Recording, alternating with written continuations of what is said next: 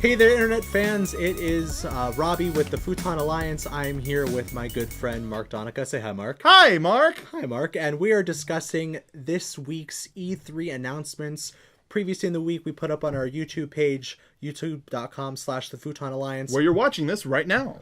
I know. Seriously, wow. I'm realizing now you were watching while I'm talking. Yeah. But what's going on is we're going to wrap up all the things we may have missed in that initial Day Zero wrap-up that Mark here presented for us. Yeah, that was just kind of our best of a lot of the stuff that they announced that we were excited about. It wasn't really any new. It was all news. It wasn't a lot of discussion. Yeah. So we're gonna take some time out. We've got lists here of that I had to do that for the microphone of stuff that kind of was topping all of the headlines, and we're gonna talk about it in no particular order, even though they're in alphabetical order. Let's start with the last thing on the list. Yeah, why not? What did you want to start with? Well, no, just I've never played a ton of the Yoshi games. A big hit, a lot of people were excited, was Yoshi's Woolly World. Because it looks gorgeous. It looks so pretty, and it made me go, I want to play that game. Sad thing is, I don't own a Wii U. You should. Like, this is the thing. Everybody was getting down on me. The January after it came out, I had like a whole mess of GameStop credit or gift cards, mixture of that, whatever. And it was early in the life cycle. There wasn't a lot out right now. And I bought a Wii U knowing there's going to be a year when it's going to be a Mario. It's going to be a Smash Brothers. It's going to be this, that. Like, because when those games come out, it will be impossible to buy one. And let alone for Smash Brothers, now Yoshi's Woolly World is going to be one of those games. And in the same way, Kirby's Epic Yarn took the Wii's like graphical capability and just it wasn't like a beautiful HD game like a Halo or a Call of Duty. It was utilizing the assets and making something that looked different and something that played different. And Epic Yarn is one of those ones that really stands out. And now we have essentially 3D yarn in terms of just all of the wool here.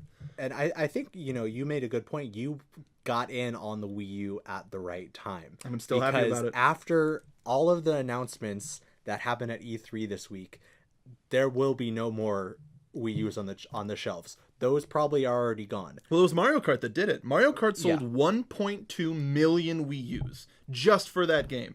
And Nintendo's probably like, oh, well, cool. This is what we were hoping for.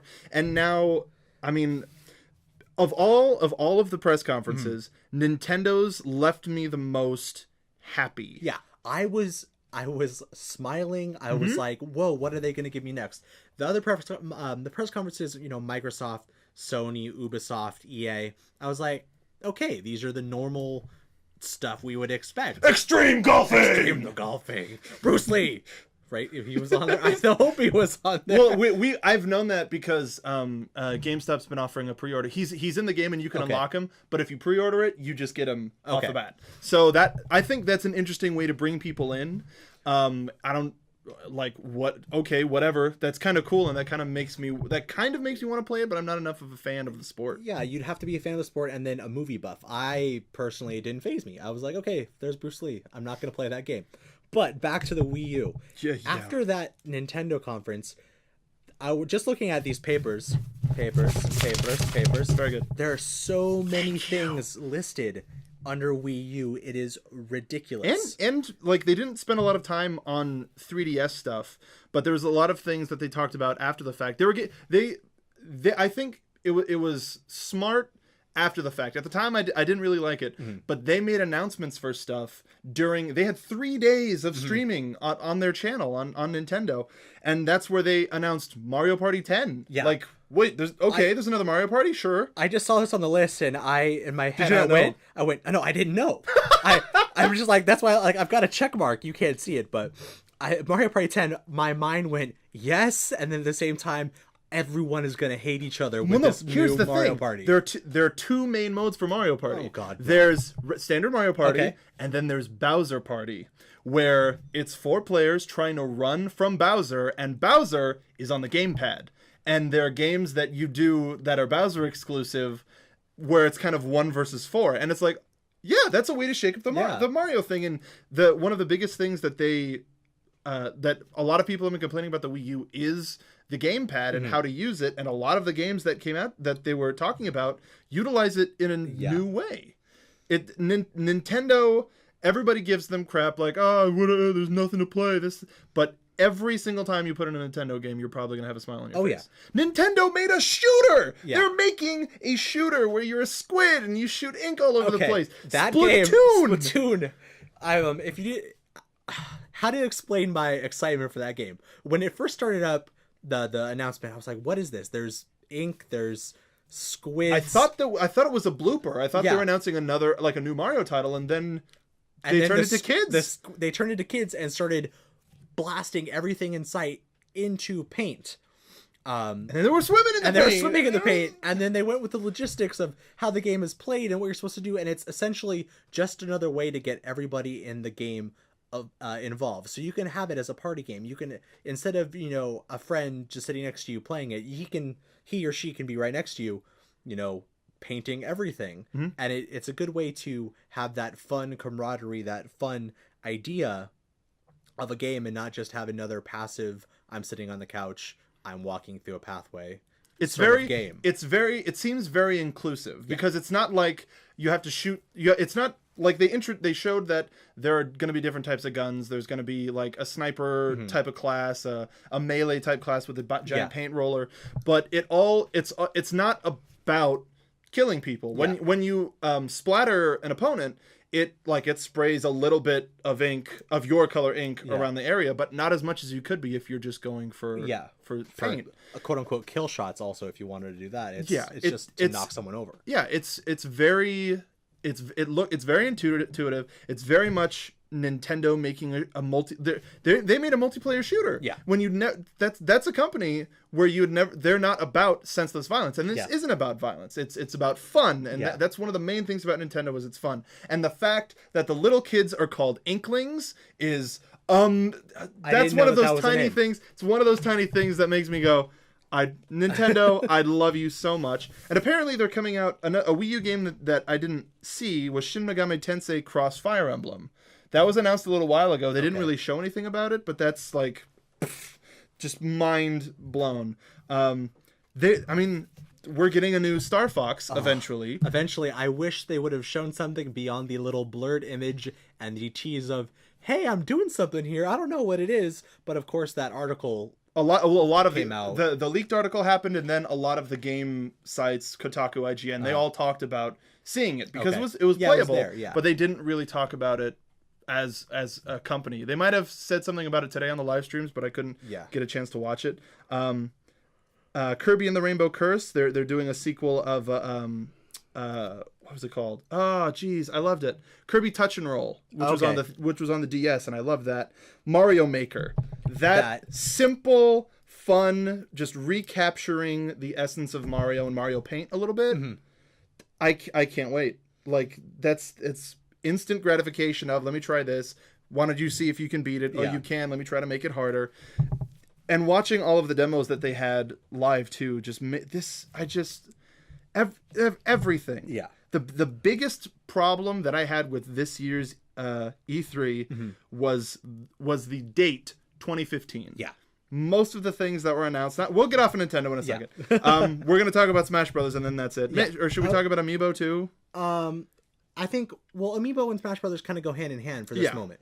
But yeah, the 2015 date, everything was just, here's what we're doing. Don't expect it this year. Which is like Splatoon is, if we'll talk about it at the end, but it's something to start thinking about. What is a game that you would want to take home and play right now? Yeah. Speaking of Smash Brothers and Amiibo, we're fans of Disney Infinity and to some aspect Skylanders. Yeah. So the Toys to Life category is kind of the new fad. It seems like it could go somewhere, but right now I don't like the implementation that they're looking at for Smash Brothers. Yeah. Because it's a computer player that comes in and helps the character, or you can fight them as like a smart dummy character, where I think the best thing would be to use that as like a traveling memory card. You buy your favorite character, you put them on, and then you start training and playing up that character and all of your data, all of your customized movesets, which they announced. And then you go to a friend's house, you put the amiibo on the gamepad, and then you have all of your data that you were playing with at home. Now, here's the thing I didn't see. With the amiibo on the gamepad, when you take it off, does the character just appear like you would have, with a Skylanders portal and the Disney Infinity portal? I think they found a way to eliminate that to where it pops in, it grabs the data, and then it uses it. Okay. And then it's like, do you want to save? You pop it back on. I'm not sure, but that's what it looks like, because especially with Mario Kart or things where you have to move the gamepad and use the gamepad, and Mario Party 10, they announced a couple of titles that were going to use it. It seems like it's just something where you go upload data and then pop it out. Because the video they showed us didn't give the clear impression that you would take it off once it's on there. It kind of looked like it was held on as they continued to play with the gamepad. Maybe they're magnetized, but that might mess with some of the stuff. It's them saying what's already in these. When they released the Wii U, was this already implemented as far as technology inside the Wii U controllers? Well, that was the plan, because they released Pokemon Rumble U. Okay. But the problem with that is it had little Pokemon characters that you would scan in, but you could only buy the characters at GameStop. So like everybody went, oh, that's a thing, but it seemed like more of a test run than an actual utilization.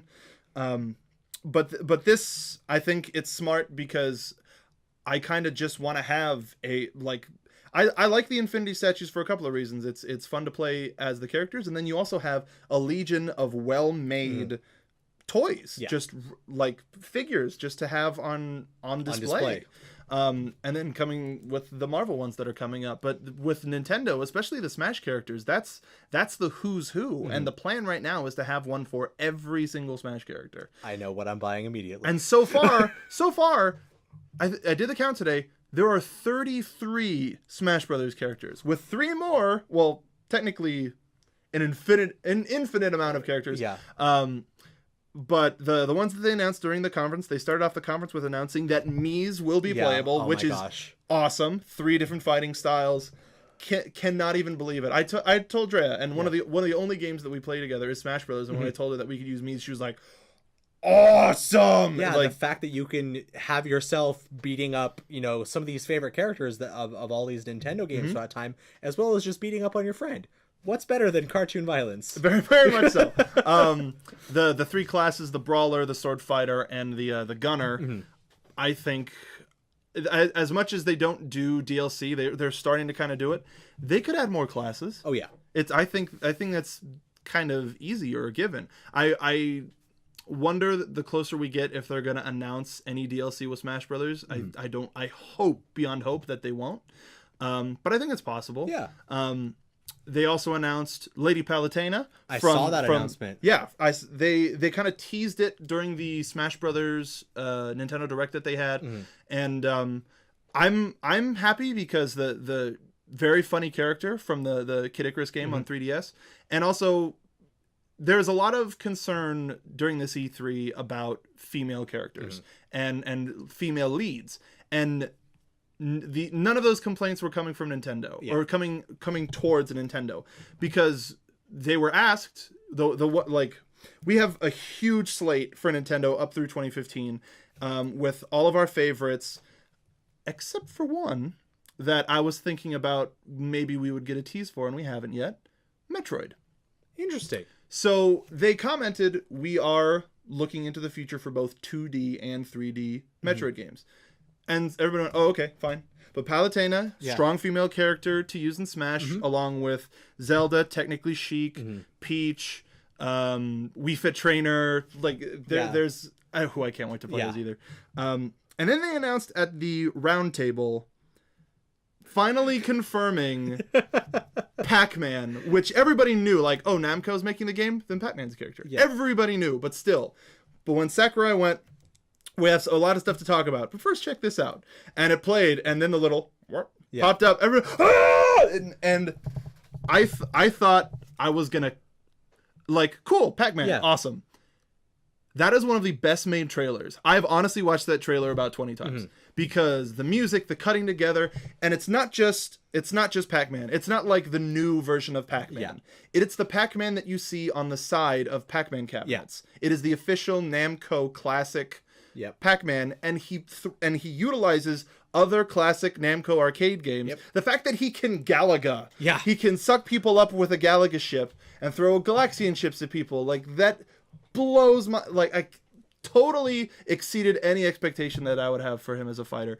And like Mega Man, I mean, we're both huge Mega Man fans, and I can't wait to fight as him, but Smash Brothers is just getting harder and harder to wait for. Yeah. Now we have to wait October 3rd for the 3DS version, and then holiday for Wii U. I hope it isn't pushed to January or February. Yeah. What do you think about those character announcements? I wanted the game right now, which is the general consensus online and with the other gaming folks that I've talked to, that they brought what people wanted. Exactly. There was the classic characters, there were the new announcements, and there was the footage of what all of this coming together has become. And the fact that we still have to wait is driving people insane. 6 months. Because we got a taste, we knew it was coming, and they lived up to the expectations. They had events all around the country at selected Best Buys. Yeah. There's one on Wednesday that they nearby us anyway. Yeah. There's a nearby store in Culver City where they had about 300 people that they had to turn away, and they were doing two 2-minute matches per group of 4 because they only had one station. They had to cut it down to one 2-minute match per person.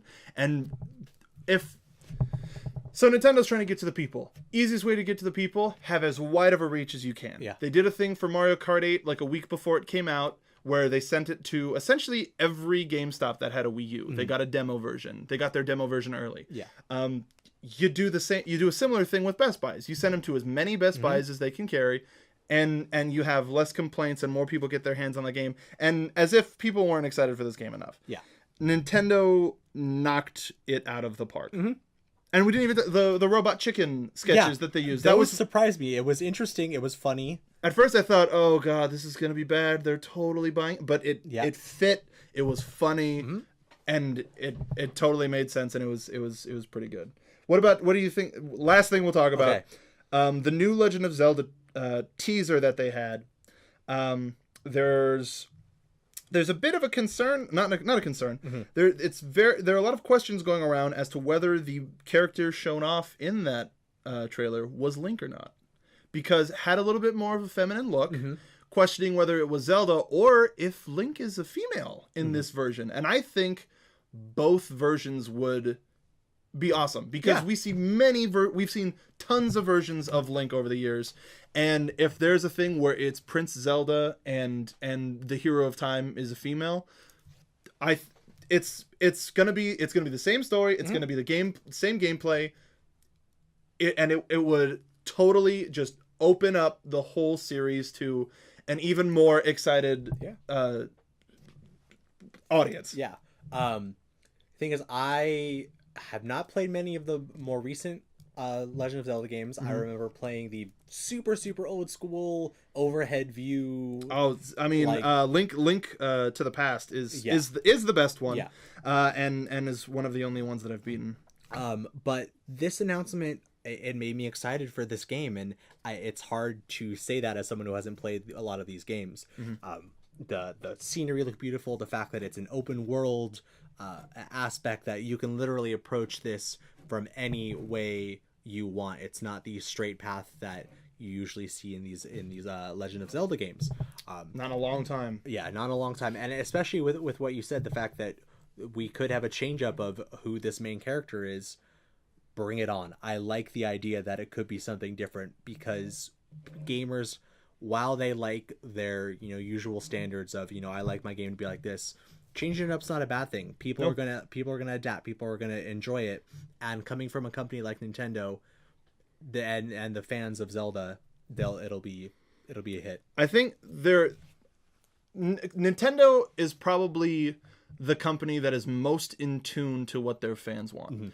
Mm-hmm. There was a recent thing they came out with a Tomodachi Life, which is a really random kind of WarioWare style game featuring Mii's, and there's a lot of concern that they didn't allow gay marriage in it, which that I mean it's a very prevalent issue, but I think Nintendo handled it. They're like we didn't think about that. In future releases we'll make sure to include that. I think they and ever since that everybody went, oh okay. they know what their fans want and they know when to give it to them. Mm-hmm. And this, I know that we said that was the last thing, but Hyrule Warriors, despite being that Dynasty Warriors that we've all played, they made Namco made one with One Piece characters, and I love it. Yeah, it because I get to play as One Piece characters and tear people apart. And now the fact that you can do the same thing with with Legend of Zelda characters, and they've so far announced Impa. I'm looking at her, Midna, Link, and Zelda as playable characters, and they're teasing more. That's fun. You've got Legend of Zelda music playing. That's another thing where it's a different version of the Legend of Zelda universe. It's a different part in the timeline where Link is a soldier in the Hyrule Army and Zelda is an active participant in said army. Like it's a lot of stuff that they're like, the fans will probably like this. It seems like they actually tried to innovate, and I don't think people give them enough credit. Yeah. Whereas we have games. Battlefield Hardline. Cops and Robbers Battlefield. Whatever. Advanced Warfare actually looks somewhat interesting, but not enough for me to actually buy. It's it's the saying, you've played one Call of Duty game. It's like I said in the video, the only thing I like is they showed in the demo, a guy had a grenade and he switched it to frag or info or something where he threw it and then he got a readout of where all of the enemies were, so he knew where to attack. And it was the same. It wasn't like you switched to a different type of grenade. It was the same grenade. You just cycle grenade. That's what they called it. But that was like, if they put that in another game, I might buy it. Yeah. The Crew still looks awesome. Yeah. We're signing up for the beta on that one. Yes, we are. I've been talking a lot, Robbie. What's some stuff? What's some stuff that you just were super popping for? Super popping for. I didn't hear much about it. I heard one aspect that interested me was Fable Legends. I was a fan of the Fable games. Mm-hmm. I haven't played any of them since, but I heard with Fable Legends that you can beat the villain. Yes. That interested me because you don't really get that. I mean, you could have a game, your typical MMO game or not MMO, sorry, your RPG game. There you go. Where your actions, literally force how you're acting. The fact that you can just flat out be like, no, I'm the villain. I'm being a villain from this time. I don't want to be a good person. Well, I mean, do you know what the aspect of playing the villain is? It's essentially top-down, almost RTS. It's like, did you play? We talked about it a lot last year, but the Mighty Quest for Epic Loot. I watched someone play. Okay, so you know how you place traps and enemies. Yeah. It's that sort of thing where it's not. A lot of people. I saw a review online where somebody said the people who are making Fable Legends forgot what a Fable game is supposed to be like, and it seems like more of a multiplayer arcade style. I made this map, you try to beat my map. That's what it looks like. Okay, I do like the fact that, I mean, again, talking about the importance of gender in video games, I like the fact that the brawler is female and the heavy character is female. I think that's kind of cool. But I haven't always been too into the Fable games. I like the idea, cartoonish RPG and old school chicken chaser. Yeah. that type of world is like, oh, that looks like it could be fun. But I liked like the banter that was kind of reminiscent of what I thought a Fable game should be. But then when they started going into the demo, I was like, this doesn't. See, that's where I miss it. It seems very vanilla. Okay. It seems very vanilla and not very. Everybody's kind of going into the idea of level creation right now, where a heavy part of the game is you can create the level, and that's all because of Little Big Planet. Yeah. Speaking of which, there's something about I said in the video, there's something about a Little Big Planet trailer or announcement, they know the humor, they know exactly what to do to make you smile. And the fact that you get 3 other SAC friends and they're all adorable. Toggle is my favorite because he reminds me of me. It's somebody I can identify with. Except I can't grow small. I've been trying to do that for years. But it seems like a lot of the stuff that Sackboy was just, you kept having to give him items to do certain extra things. Now they just split them up between characters and you have to find those characters. It's interesting.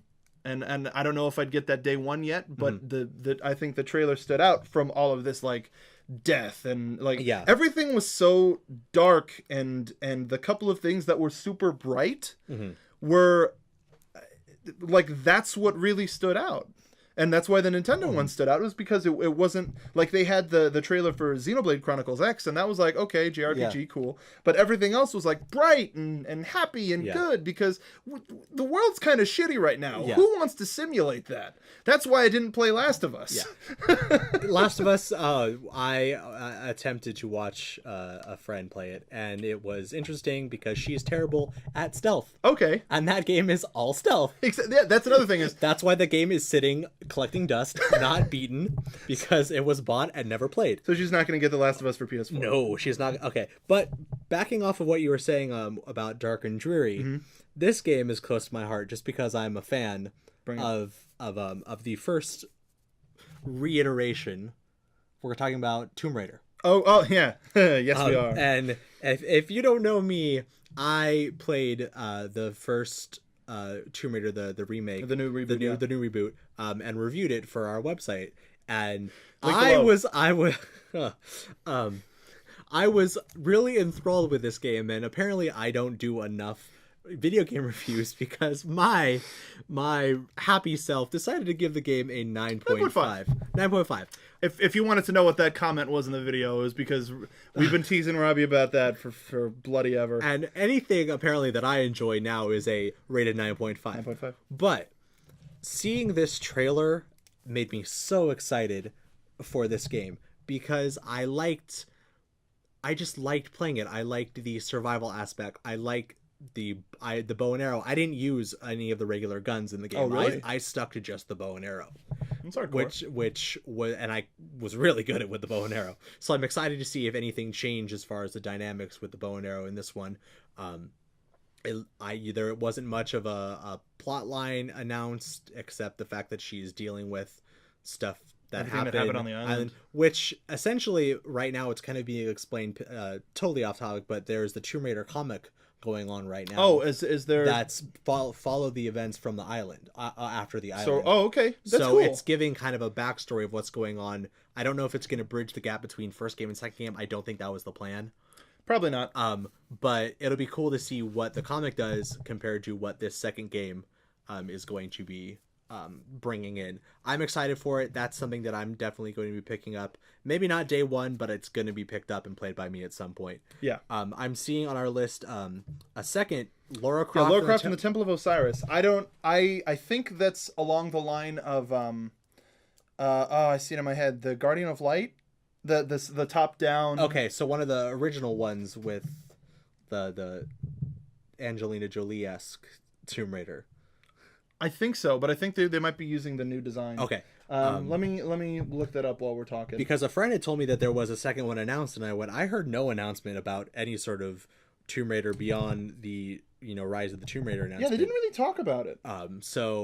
But apparently she saw it on Reddit. Reddit usually sometimes, most of the time, is correct about what's going on. So hey, there we go. There is another Lara Croft game. Maybe not essentially just Tomb Raider, but it's under the name Lara Croft. I was right. It's just like the older game, the Lara Croft and the Guardian of Light, which was top down sort of co-op. Okay. Almost like it almost looked like a Diablo style game. It was very small. It didn't have a very big coming out party, but a lot of people really liked it. So I guess that I mean, if it makes money, it makes money. It makes money, yeah. I liked. I don't know. I didn't see a lot of it like really talked about, but I know we're both excited for Shadow of Mordor. The hasn't it been in talk for a long time? I mean, it's coming out this year. I haven't heard that name in a while. It's coming out this year. It looks like if the Batman Arkham games and Assassin's Creed had a baby that was super into Lord of the Rings, that's what this game looks like, and I can't be even more excited. Oh, is that on this list? Yeah, it's under Middle Earth. But at the EA conference, possibly the biggest tease that we saw was the Star Wars Battlefront. Yes. As much as I want to play that game and even just see that game in motion right now, they're taking their time. They're making it look gorgeous. We didn't get a date. Yeah. I think that could be early 2016. Yeah. But there's still a lot of things that can go wrong. Exactly. Which, it looks like they're designing it after the original trilogy. I think everybody right now at Disney with the Star Wars franchise is trying to tiptoe and get fans happy so that they will trust, hey, all of this new content is coming out. We want to make sure that you're there for that. Especially with words. There's a rumor going around, completely unrelated video games, that they're probably going to release Blu-rays of the original cuts of Star Wars, of the original trilogy, not touched up, original cuts, original effects, original everything. I'm thumbs-upping the microphone. No, exactly. When I heard the announcement that Disney bought Lucasfilm, I went, that's the first thing they need to do. And then everybody would go, oh, okay, we trust you. Yeah. So it's probably been in development for a while. Yeah. Grand Theft Auto 5, I actually didn't. I kept telling myself I'm not going to buy Grand Theft Auto 5 because I know it's going to come out for PS4 and Xbox. And it was on sale one day, and I had a lot of trading credit. I ended up buying it for like $5, and I barely played it. And that's not the game's fault at all. Yeah. But the fact that it is coming out on PS4, it might be one of those ones that now I'll pick it up, play multiplayer now and again, sit on my shelf. Yeah. Gears of War 4 is on here because they talked about it. They talked about bringing it to the show, and at the end of the Microsoft conference, there was kind of like a sizzle reel of franchises, and the Gears logo showed up. Okay. And that made everybody go, where is it? Go? What do you have? And nothing was shown. The Halo collection, I think that's a smart idea, especially because Halo 5 seems to be involving the Arbiter and a new Spartan looking for Master Chief. So the framework of the Master Chief collection is this is the new Spartan from the 5th game looking at all of the files on Master Chief. Yeah. And the fans get Halo 2 remastered and over 100 multiplayer maps. Those dedicated servers, though. The dedicated servers, 1080p, 60 frames. It's just making the Halo playing video game crowd happy, which is good. It means Microsoft knows what their clients want. Exactly. To a certain extent. Yeah.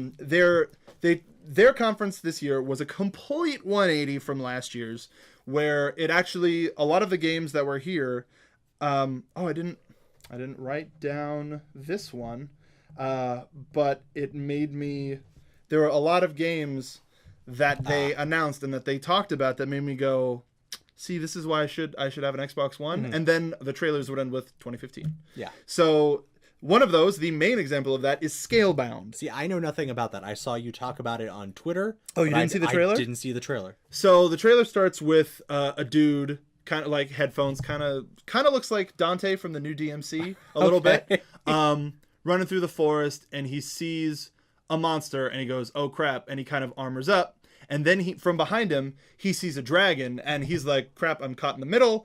And then he kind of smirks, gives the dragon a wink, jumps, and the dragon starts attacking the monster. He gets on the back of the dragon and starts wailing on the monster with him, flies up into the air, and as he's flying away, 3 different colored dragons join him with riders on their back. It looks like a 4-player How to Train Your Dragon adventure RPG action game.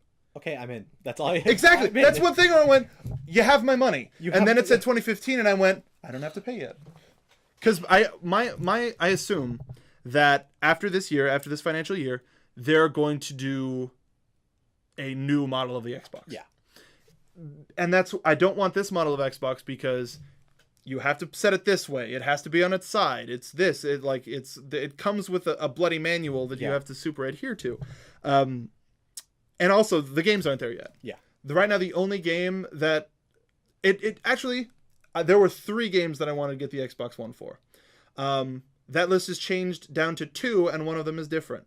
I wanted to play Titanfall. Mm-hmm. Then I found out it was all multiplayer. They have exclusivity for the Xbox One for one game. So that means the franchise is going to come to the PlayStation 4. And I think that they're also going to get a Game of the Year edition, which is like a 1.5, so technically that doesn't count.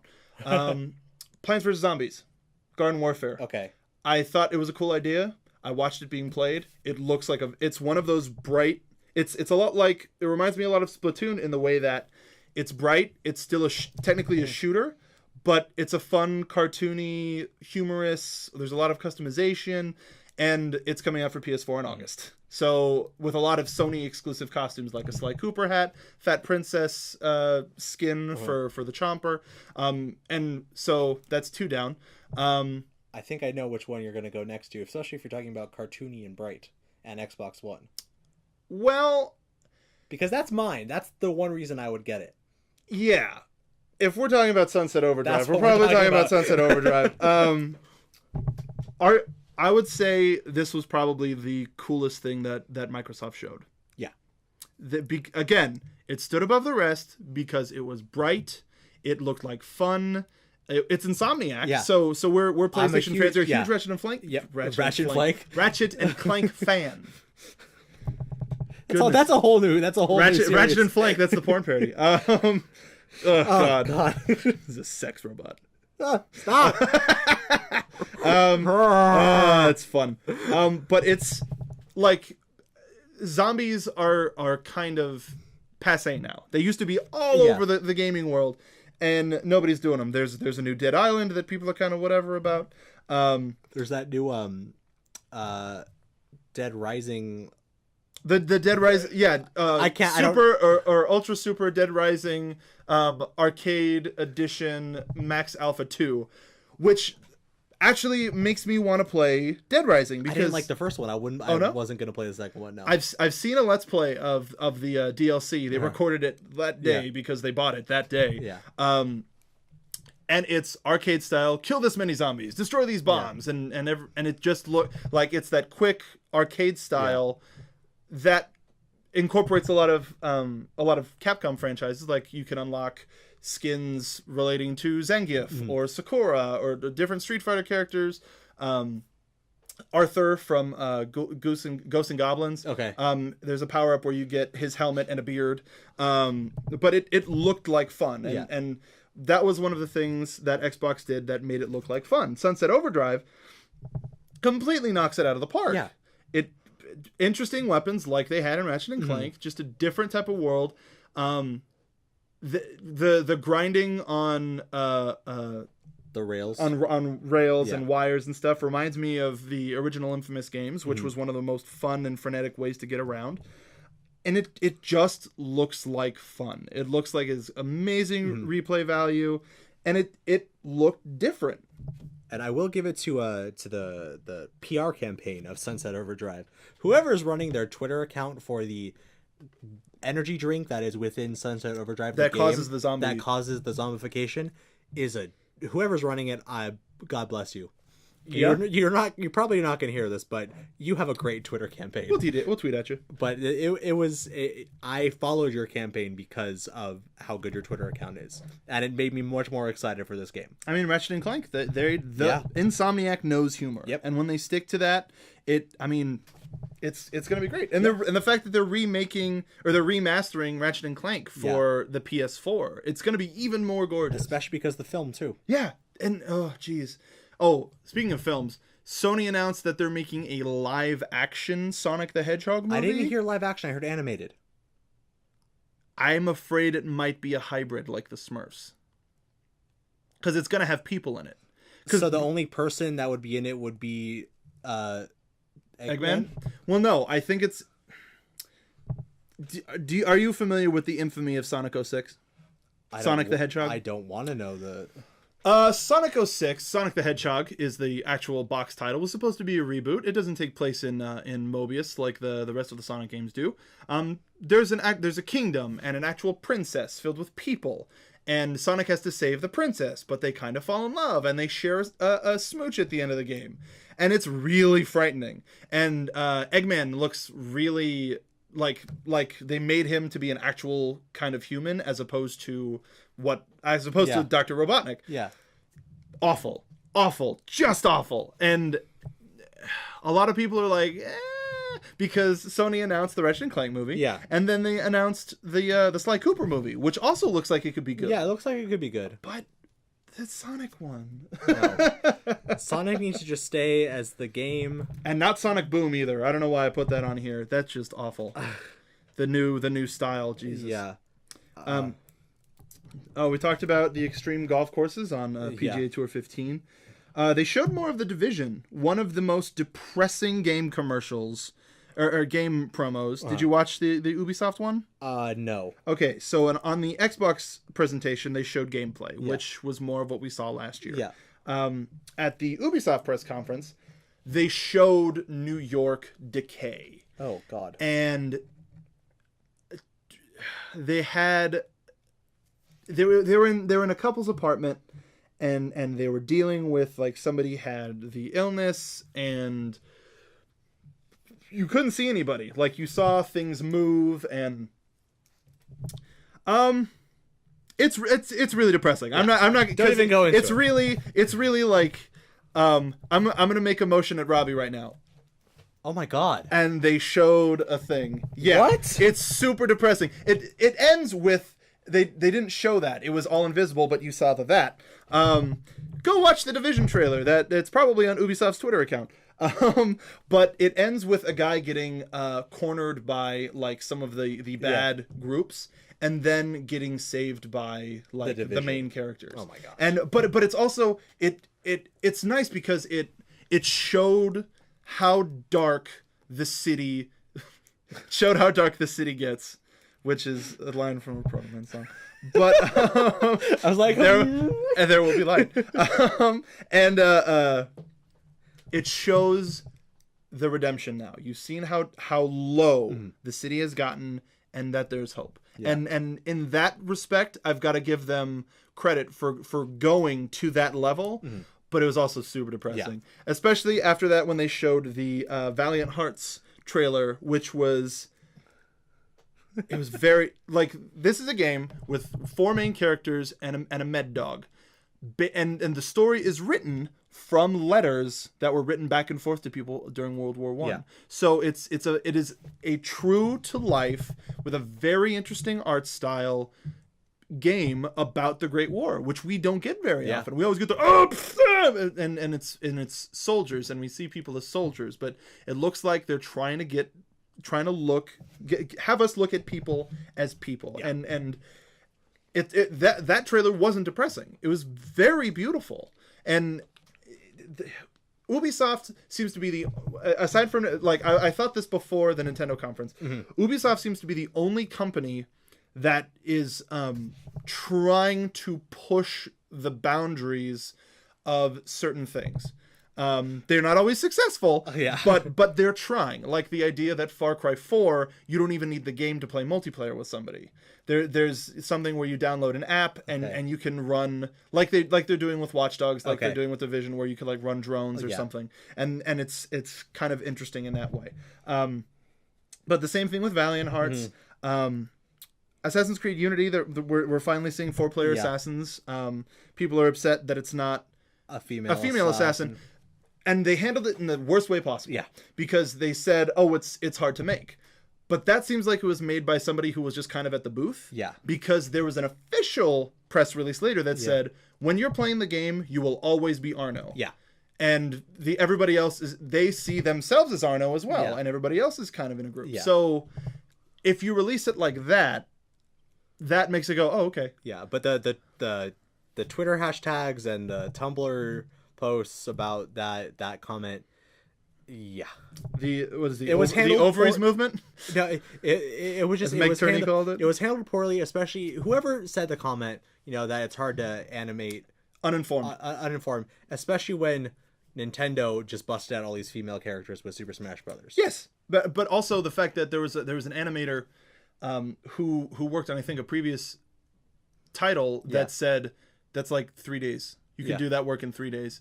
And I mean, we got Aveline as a character in the Vita, and it was interesting to see with being a female assassin, you got new gameplay, which was fun and interesting, and now people on the PS3 and Xbox can finally play it. But I think now, after the sort of corrected message, that they're fine. They're right that you could play as Adewale and deal with the slave trade. You could all of the different types of cultures of people and the sort of real aspects of what happened in that time are apparent. And I think ultimately they're going to be making the right decision. Also, Assassin's Creed Comet could have a female protagonist. We just don't know because they haven't bloody talked about it at all. I'm thinking what this comic could be. I don't know if it'll be. There is a series of 3 Assassin's Creed graphic novels. Oh, with Alexei? Which when researching about the comics, there was a lot of talk that there could be this game that could go hand in hand with that, because the lead character in the comics is a Templar, and is the character that is the character in the present that you fight as Desmond in Assassin's Creed 3.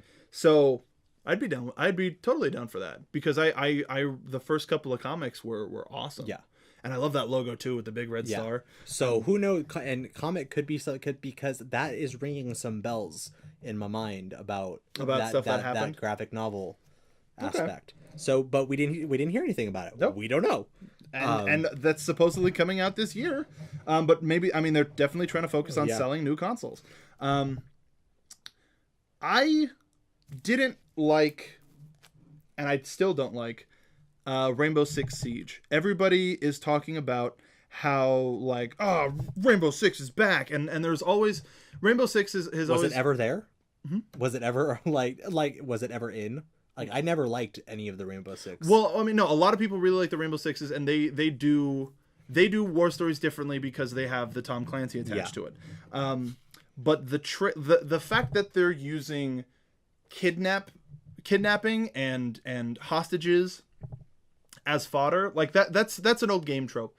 But over the past year, we're not going to get too political here, but over the past year, with the rise of the amount of shootings that there have been around the country, and how real of an issue hostages are, especially after their last game, I forgot what it was called, but there were a lot of allusions. There were allusions to terrorism and stuff like that, and then a big terrorist act happened, and there hadn't been a Rainbow Six game since. So them trading in a hot button issue for another one, and especially seeing all of this urban warfare, including Advanced Warfare as well as Battlefield. The day of all of these conferences in Southern California, there were shootings. There were shootings. There were gunmen out who have since been captured. But to see everybody go, this is entertainment, when we're there, they too. I mean, they've been in a building all day, so they don't know. But for us to be living that, I don't understand why all of the realness has to be there, because we are literally living that. And that's why I don't really get into first person shooters, because it's all real. These are people. Those are people. Anytime I try to sell somebody on if little kids are trying to buy Call of Duty or something, and their parents are like, what? I always try to sell them on a game like Halo or Mass Effect or Resistance, because it's aliens. But the fact that everybody's getting so real, it's really sad. It's not as imaginative as Nintendo can be. Go Nintendo. You bring up Mass Effect. Mass Effect 4. Well, a new Mass Effect game. We don't know if it's a 4. We don't know what it is. But it's being worked on, which makes people happy. Yeah. We don't know whether it's going to be Shepard or not. I don't pretty sure it's not because of the end of Mass Effect 3 or whatever everybody picked. Whatever they decided to pick for the end of Mass Effect 3. They're working on a new one, Dragon Age. Yeah, that looks real pretty. Yeah, and the Dragon Age games are real pretty, real fun. It should be a fun ride. Yeah, there's a lot. And they're making a new IP, BioWare. Where else are we? We're still in EA. Let's look at another EA game. We already talked about UFC. The Criterion game. The GoPro game. The game. Did you see about that? I saw footage and I'm just like, I mean, quote unquote footage. They're in like second, third month. Yeah. Of making GoPro the game. You can go from hang gliding to ATVs to all that jazz. What is it? Squirrel suiting, essentially. Like with the base jumping suits. Okay. Yeah. So it looks like the most extreme game ever made, but whether they have golfing or not is yet to be seen. What you didn't see was me attempting to be like base jumping squirrel suiting. It's pretty funny. I was just like with the whoosh. That big. Okay, so another EA. A friend Stacy will be happy. Sims 4. Sims 4. Oh, Sims 4, yeah. You can kill make people President with laughter. Obama. You can kill people with laughter. Their trailer was really weird because they showed that off. Yeah. They made President Obama for some reason. Who was making burgers. Yeah, why not? Okay. He was enjoying himself in the Sims community. They also... It was weird because they had... there were 2 Sims in there that looked like people from Rooster Teeth. Yeah. One of them looked like Ray, who's from Achievement Hunter, and one of them looked like the most recent edition Meg Turney, which was kind of weird. But, I mean, Sims are Sims. Yeah. I've never really gotten into The Sims. I stopped playing after 2. Yeah, and it's weird that Sims 3 came out just a little while ago. Yeah. It seems like just a little while ago because of all of the additional packs that they're making. Yeah. And they're already on Sims 4. But hey, people like being Sims. Exactly. You know what else people like? First-person parkour. Let's just finish up EA right now with the look at Mirror's Edge that we got. You're going to hate me because if you recall, I was the one who sold back Mirror's Edge 1 because I didn't like it. Oh, yeah. But the way that they made this one sound is it's not going to be Mirror's Edge 2, but it's going to be like a reimagining of the first game. Okay, then I'll play it. Yeah. it looks like they're going to... one of the things about Mirror's Edge is it wasn't necessarily so free. Mm-hmm. You follow the red line. Yeah. And it looks like with in the video package that they showed, they're going to be kind of giving you a little bit more of that freedom. But that's still too far down the line to... Exactly. That looks like another one that's 2016. Are you going to play Evolve with me? Is everybody... Can we get a group of people to play Evolve? What was Evolve? You don't remember? Okay, Evolve was Turtle Rock Studios, the company that made Left 4 Dead. Okay. Made a monster hunting game where it's 4v1. There are 4 classes. Yeah. That are trying to trap a monster. Okay. Trapper, medic, artillery, and support classes, and there are different versions of each class. And they announced at E3 there are different monsters. There are 2 monsters. There's Goliath, and I don't remember his name, but it looks like Cthulhu. And the point of the game is you're in a map. And one side has to defeat the other, whatever that entails. And I would suggest looking it up because each member has stuff that they can do. Like the trapper, some trappers have a partner animal, where they can sniff out the trail. The trapper can also throw out a micro dome where if you find the monster, throw out the dome, and then instead of the whole map, you now have a smaller thing to deal with the monster. Okay, that's cool. But the monster, while it's being searched for, you can hunt other animals in the area and upgrade and evolve into a different, like, let's say you eat this monster, now your fire breath can handle a wider area. Okay. You can take more damage. You can fly. You can swim. Like, so while they're trying to find you as the monster, the monster can become just the bane of their existence and win. Okay. It's a type of 4v1 where it's not like I'm going ahead, whatever, YOLO. It's one where it's like, okay, we all need to stick together. Let's put you up front. You as the tracker, we'll follow you, and then we've got heavy artillery right behind you. It looks like an actual good team game that it looks like fun. I'm in on that. What else we got here? Far Cry 4. I don't care. Yeah. I really don't. I'm curious about it, and I like some of the gameplay they showed. Order 1886. Oh, I'm excited for that. One of the worst things that happened is that it's in 2015 now. Yeah. the trailer that they showed was real spooky, but it I like the idea. I mean, it's steampunk monster hunting. It's an awesome idea. No Man's Sky. Did you see that trailer? Vaguely. That's the procedurally generated space game where you start on a planet, and then you can take off on that planet and then race through space. If you find people to fight, you find people to fight, and then you can land on other planets. Yeah. It is a procedurally, like Minecraft is world is procedurally generated. This is a universe that is just it looks gorgeous, and now I know. Yes, I think right now it's right now it says here PC PS4. I don't know if that's exclusive or not. A lot of things have been saying coming first for this. Yeah. Which is the new trend. A lot of things, unless they're outright, exclusive, it's coming first and then blah blah blah blah blah. Everybody, the thing is, everybody likes money. Yeah. So what will eventually happen if it's not a proprietary title, not in a proprietary exclusive, they're going to come out on the other system. And one of those games that will stay where it lies is Uncharted 4. Do you think... I mean, they interviewed... I was going to say Nate. His voice actor. Why can't I think of him? Nolan North. They interviewed Nolan, and he honestly thinks that it's the last game. But I don't know if he's just trolling everybody. That trailer... Honestly, I would be more than happy if it was the last game. I love the games, but... You don't need an Uncharted 5. You don't need to... There's been so much story told, so many great adventures, and, good writing along with actual fun gameplay. You don't need a fifth one, as far as I know. But, hey, I could play 4 and go, give me 5. That's the thing, is... The thing that I'm concerned about... One of the things that makes me want to find out more, and this is another 2015 title, is the fact... of the conversation between Nate and Sully was like, we got out of it. This isn't going to be easy. Like all this stuff.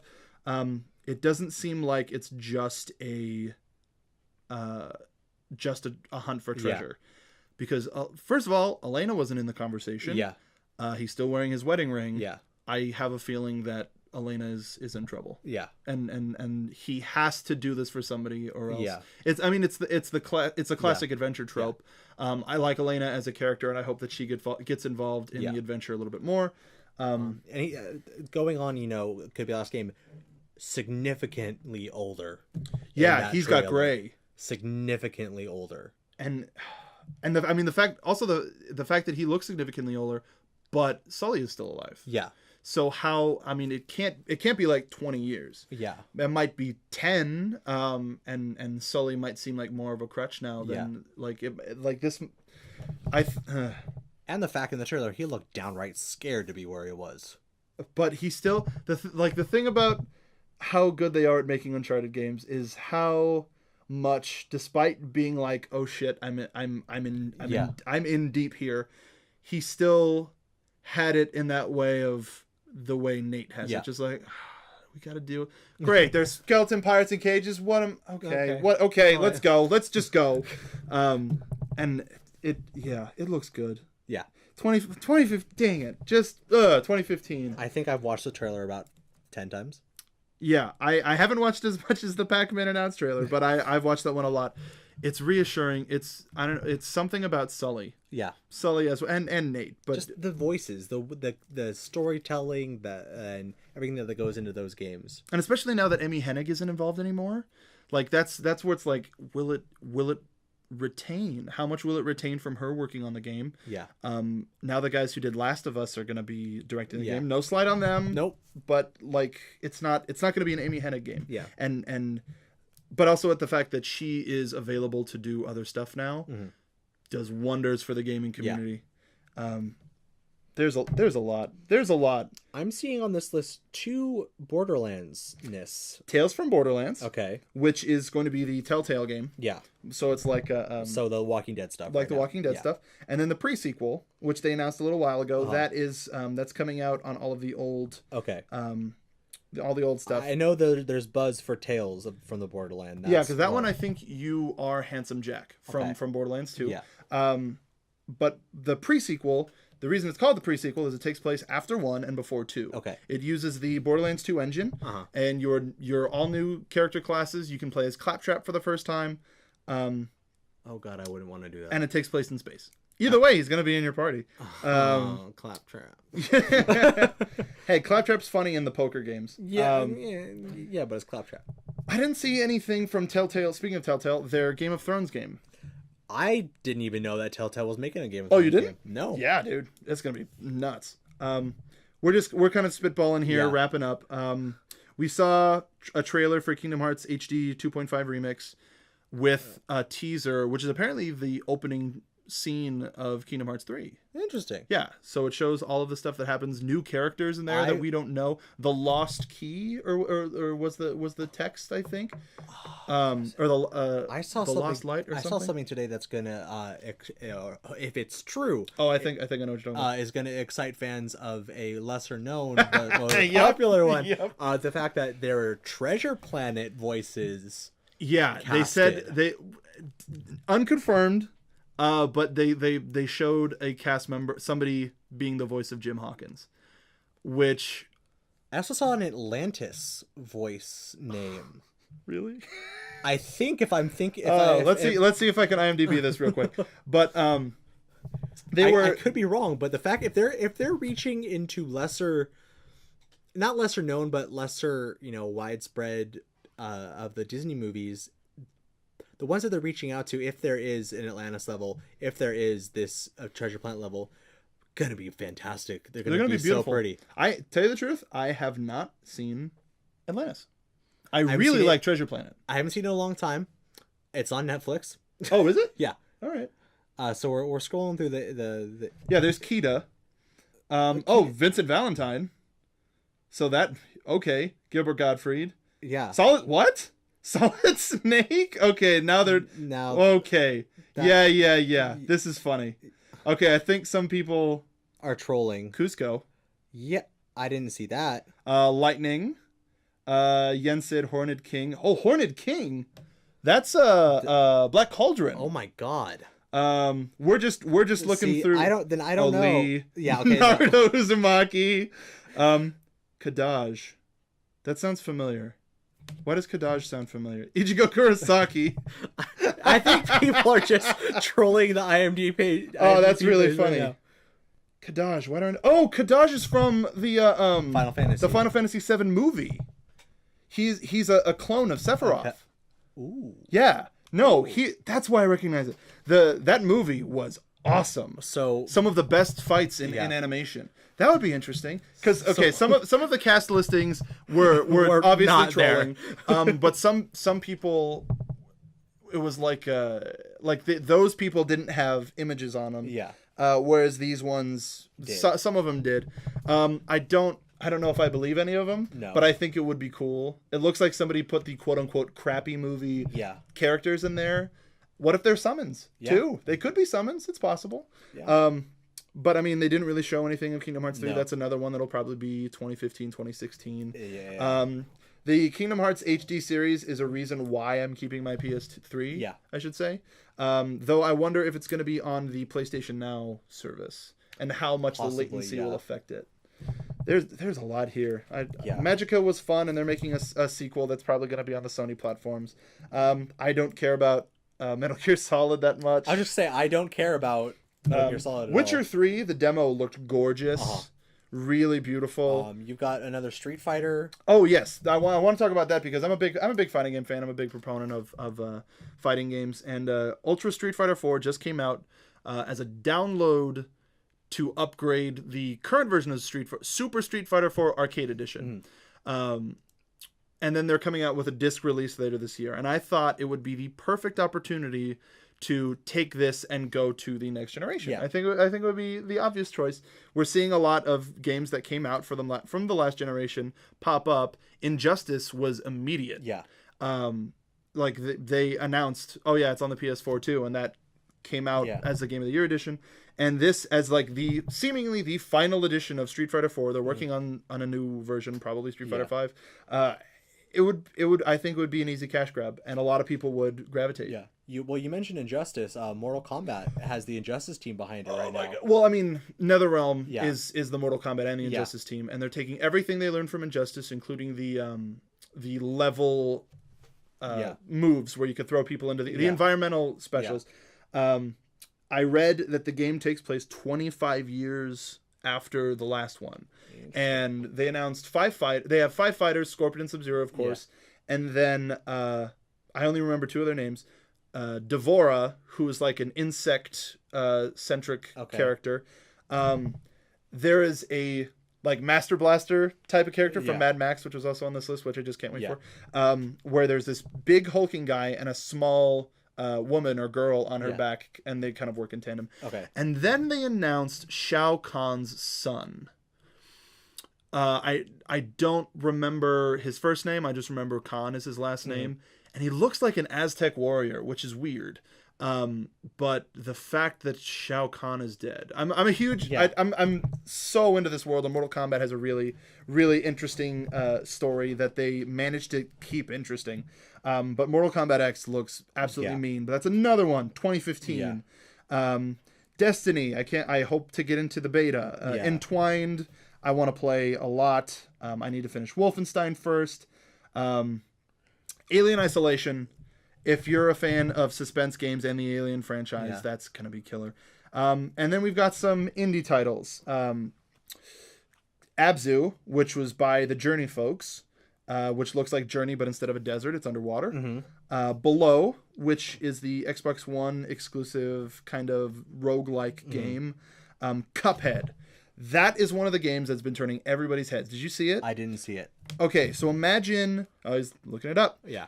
So, but keep talking. This style, to imagine a 1920s cartoon. Okay. Like the old school Disney, like with the flowers bouncing, or a Fleischer cartoon. It looks like it has the right amount of grain. Everything is bouncy and old school. Cuphead. I'm going to keep saying it. Cuphead by Studio MDHR right now is an exclusive for the Xbox One.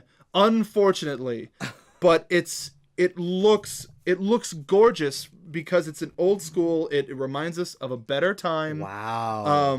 It looks so cool, and that's one of those games that just makes you go, crap, I want to get an Xbox One, but we don't know when that's coming out. We don't know when it's coming out.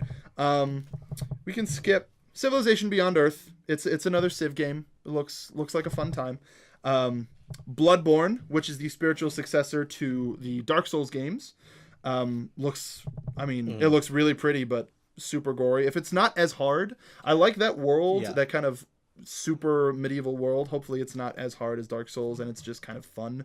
Codename Steam was announced today. Okay, that I know nothing about, so you gotta fill me on. They announced it at a roundtable thing that they had, and it's like it's being developed by like the Fire Emblem team. Okay. And it's like a turn-based RPG, but it takes place in like a steampunk era, in like steampunk London, and you're a team trying to fight bad guys, and you have steam-powered things. It looks cool.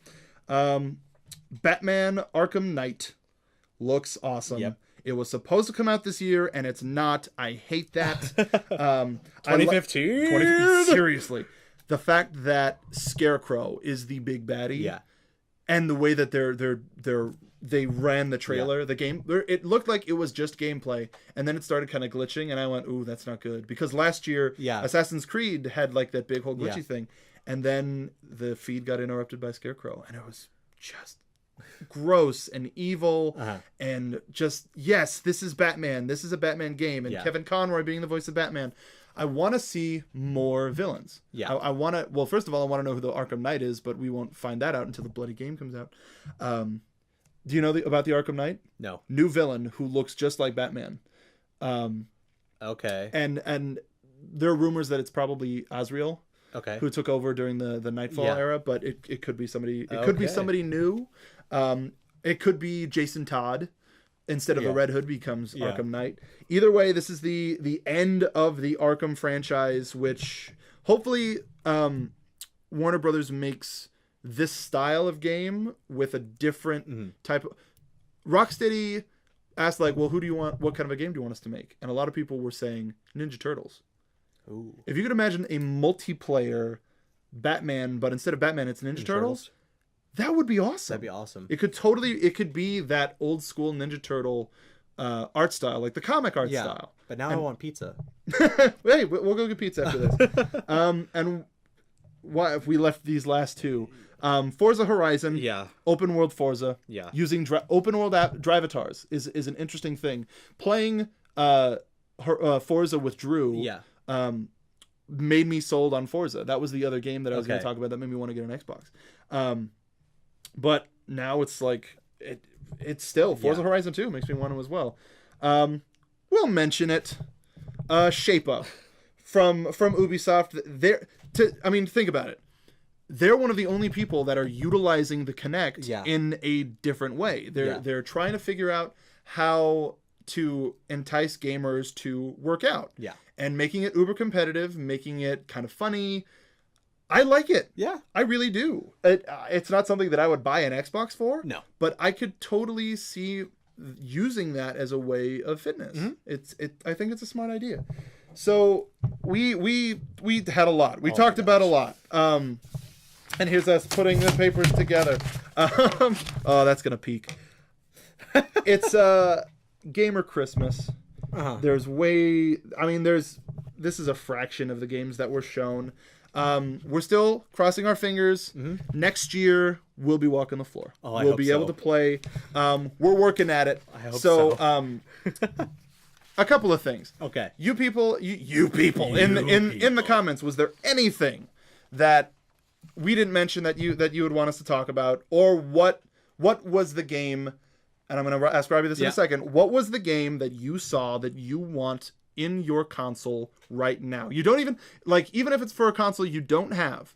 What is the game that you want to go and play right now and have and hold on to for the rest of your life? Sunset Overdrive. Really? You're going straight to Sunset Overdrive? I'm going straight to Sunset. My first instinct, would have been Rise of the Tomb Raider. Oh, okay. But so you could be the first one to give it a 9.5? But just Sunset Overdrive looks fun, inviting, exciting. I love the things that Insomniac does. I'm excited to see what they brought from what they've learned with the Ratchet & Clank franchise and dealing with everything in the PlayStation and Sony realms, and bring it over to the Xbox and see just how that translates. That's why I'm a little sad that it's not a PlayStation game.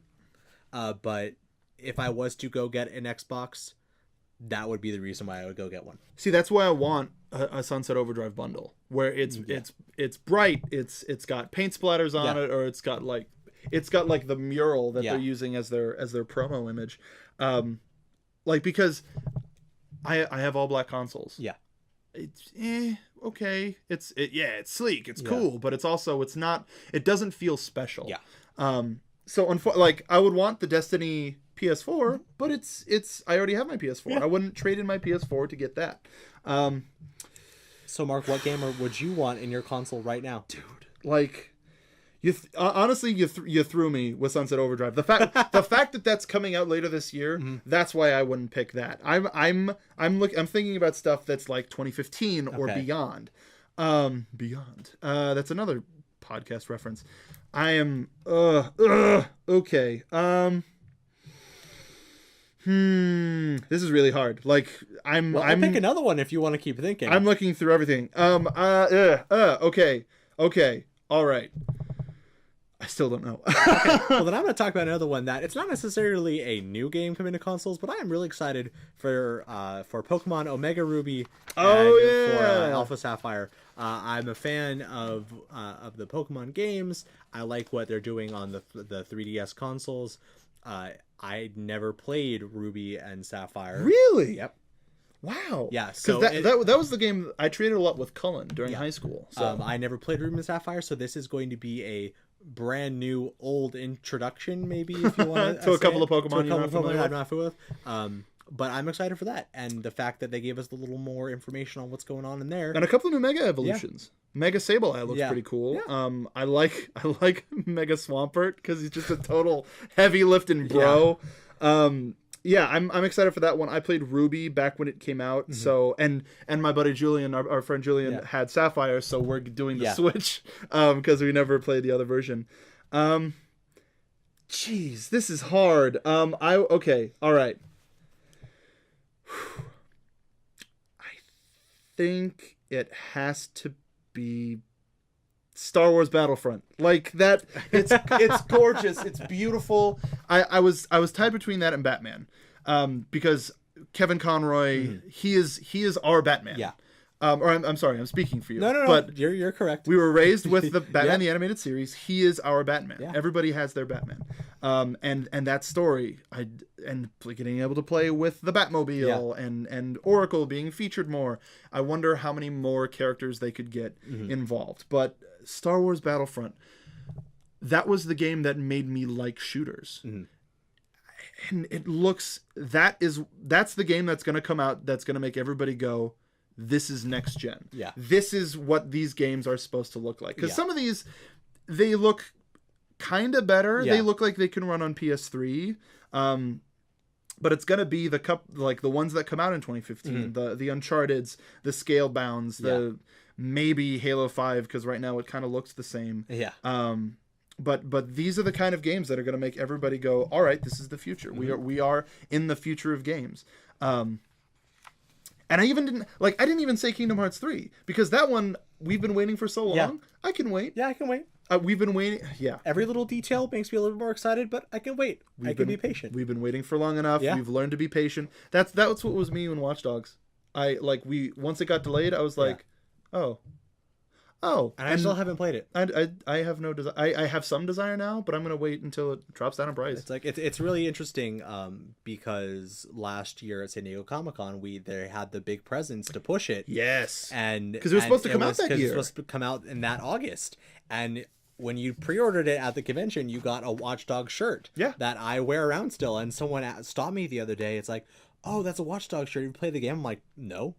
And I still have the Watch Dogs logo on the back of my phone. And the guy told me, he's like, yeah, it's just okay.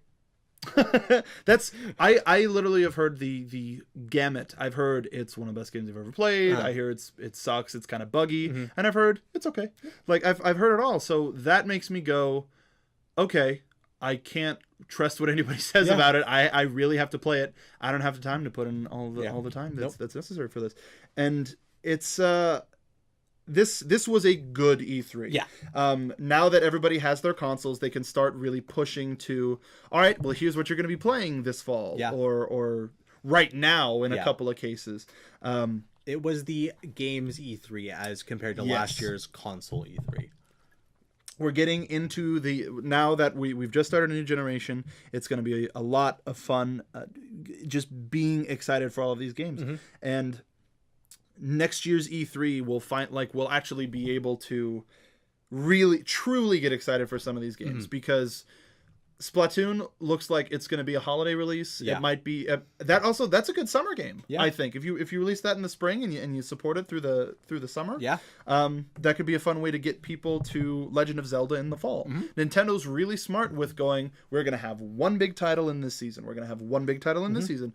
Mario Kart, people are gonna be playing it for years, but right now, nonstop are gonna be playing it until Smash Brothers comes out for the DS, and then when Smash Brothers comes out for the Wii U, Nintendo knows, and all of these other companies are trying to know. Yeah, and I'm a big Sony fanboy too. Yeah. Robbie, I would love to make this a regular thing. I always loved coming down for the Futoncast, when we used to do them live. I like this audio format too, because it gives us a little bit more of a free form. We don't have to worry as much about anything. But right now we're just gonna host it on YouTube. Yeah. And if enough people really like listening to us podcasting, we'll switch it up. Maybe have a dedicated place for audio podcasts, because we're going through a little bit of a new phase right here in the Futon Alliance with the Futon Alliance, and we're working on ways to kind of better maximize how we can get stuff out there. And this is one of the easiest ways. Yeah, sit down, record for an hour, talk about stuff that's happening. This was just an E3 one, but we'll talk about movies, we'll talk about everything. You get to hear our luxurious voices right in your computers. Yeah. But the thing is, we here at the Futon Alliance, we are a one-stop stop for all things pop culture. So like Mark mentioned, movies, music. We talked about games today. Usually, all this information would be on our website, www.thefutonalliance.com. Nice plug. So that things of this sort will be up there. It's a transitional period because the website was down for a little while. So and we wanted to get stuff up for E3, and this is our way of getting it up. But yeah, it's going to be an interesting future. Very much so. For everything right now. But I want to thank you for letting me come on. For letting me come on. You're the facilitator of all of this Futon Alliance business, and I wanted to as many people as I can talk to about E3 as possible, because I can't nerd out to too many people. And Mark has the recording equipment. I do not. Shh. You're supposed to keep this kayfabe. It's a wrestling term. Don't break the fourth wall. I'm not strong enough to break any walls, Mark. I'm not strong. I'm not strong enough. Now I want to watch The Incredibles. We've gone off the. Yeah, we have. And this is what a normal Futoncast is. Yeah. I printed out all of the game lists so we could kind of stay on topic. But if you want to hear more audio podcast type of stuff, just let us know in the comments. Let us know on Twitter, twitter.com/FutonAlliance, and we'll do it. It's always a lot of fun. We'll get Stacy in here, Drew in here, Colin in here, whoever. We'll record podcasts. Have Mike will travel. Yeah. Tell us what to podcast about. What do you want to hear talked about? We could know about it, we could not know about it, and we can see what we can do. Yeah, exactly. We'll figure it out. We'll make it work. And we'll figure out how regular to make this sort of a thing. But yeah, let us know in the comments what you thought of E3 2014. We thought it was fun. It was a doozy of a convention. And next year let's make a false promise of we'll be there doing video coverage for the Futon Alliance, which will be a megalomaniacal website that will overtake. We will buy IGN out, and we will own Greg Miller, and he will do things for us. Hey, these are false promises. Yeah, exactly. You gotta start high. You gotta go high, because then if you go right below that, you can go close enough. Close enough. Make sure to subscribe if you want more video content. We're here for games, movies, and all types of nerd stuff, books, music. Yes. Don't forget to go to thefutonalliance.com.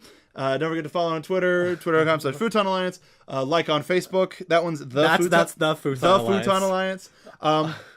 Follow us on Twitter. Where do you follow you, Robbie? You can follow me on Twitter. Well, technically, I don't update much from my own personal Twitter. I'm usually just our Futon Alliance Twitter. But if you want to follow me personally on Twitter and see the ridiculous things that I talk about, which is pretty awesome, I am at Robbie Shuttles, which will include down below.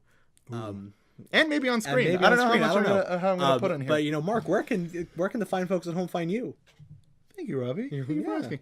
You can find me twitter.com/soapboxmark. I nerdy things, wrestling, a lot of fun stuff, and I really like talking to people. Yeah. I don't care if you have I don't care if you're oh, you're below me. Whatever. It doesn't. Twitter's weird. I use it to talk to people, so let's talk. Yeah. Follow us and keep an eye on the Futon Alliance. Thank you for joining us on this episode of Futoncast. We'll see you next time. Yeah. Bye, everyone.